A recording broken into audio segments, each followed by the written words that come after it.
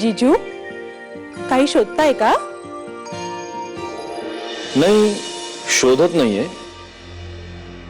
मी हा विचार करतोय की माझे शूज परत मिळवण्यासाठी मला नेमकं काय डील करावं लागेल.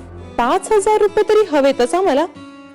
मधुरा, नाहीतर नाहीतर तुमची लाडकी बायको माझ्या ताब्यात राहील. चालेल? जीजू चाव्या पाहिले या? ताईने गिफ्ट दिल्यात मला, त्यामुळे त्यापेक्षा थोडंफार जास्तच हवं मला. माझ्याकडे सुद्धा ही एक चावी आहे. कपाटाची नाही, गाडीची आहे. आजपासून ही गाडी तुझी. आजच डिलिव्हरी घेतली होती.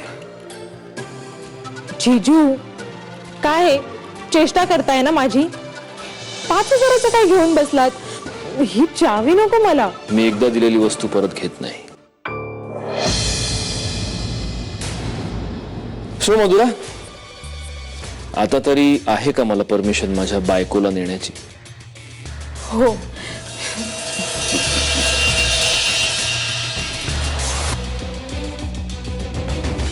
एक्सक्यूज मी, आलो मी जरा.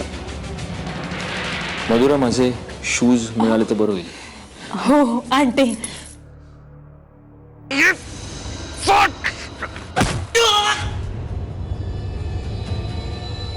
घेऊन झाला, फेकून जा कुठेतरी.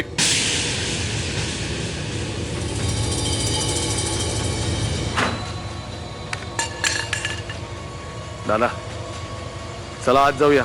जावई बापू वाट बघतायत. चला. कोण होता तो? सत्यजितराव, तुम्ही फारसा विचार नका करू. काय असं चालायचंच.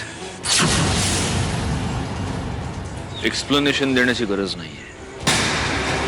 काही मदत लागली तर मात्र नक्की सांगा.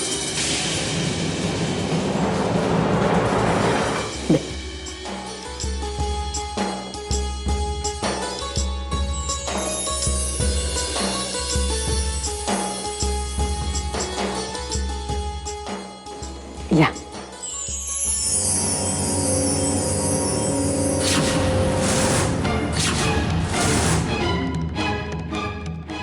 ही कोण? ही गौरांची मैत्रीण. नाही, मैत्रीण नाहीये मी त्याची. नेत्रा माझ्यासोबतच आली आहे. प्रस्तावना नकोय. कोण आहे? बायको आहे ती माझी.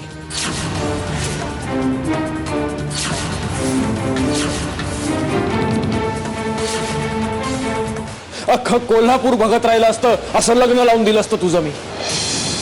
दादा म्हणजे आम्ही लग्न केलं नाही अजून.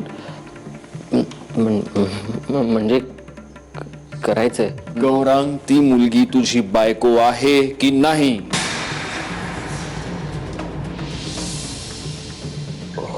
हो. मग आता नाही का म्हणालास? म्हणजे ते तिथे त्यांच्या पद्धतीने झालंय. आपल्या पद्धतीने नाही झालं म्हणून नाही म्हणालो. मॅरेज सर्टिफिकेट घेऊन यायचं आणि मगच या घरात पाऊल ठेवायचं. नेत्रा, हे बघ, काळजी नको करूस. काय ना की म्हणजे मे बी यांना हे सगळं असं अचानक समजलं ना, म्हणजे हे लग्नाचं, म्हणून होतं अगं असं जरा. पण होईल सगळं नीट.